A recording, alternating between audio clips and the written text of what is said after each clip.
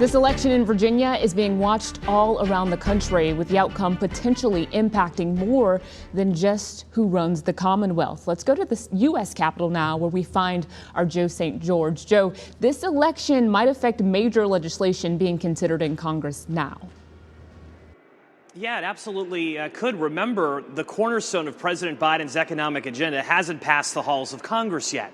There's a chance there's a vote this week in the House. But if Glenn Youngkin, the Republican nominee, wins the election for governor of Virginia tonight, there'll be a lot of moderate Democrats nationwide, far from Virginia, who are going to be looking at the results and saying, wait a minute, how is this potentially going to impact me next year during the midterm elections? So yes, a lot riding on this beyond the boundaries of Virginia. And you know, I was taking a look at some old headlines from 4 years ago. I saw one from the Washington Post that said $65 million was spent among the gubernatorial candidates, including Ralph Northam, breaking records, right?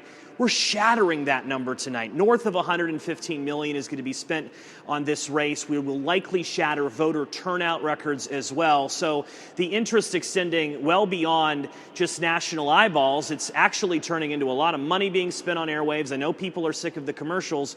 And it's also resulting in potentially a record gubernatorial election night. So a lot on the line, people watching the gubernatorial election, but also keeping an eye on who exactly has the power at the state capitol in Richmond. Do Democrats have it all, the House, continue with the Senate, the governor's mansion, or is there divided government for the next 2 years? Just one of the many storylines the country is watching tonight. Again, this election is going well beyond Richmond.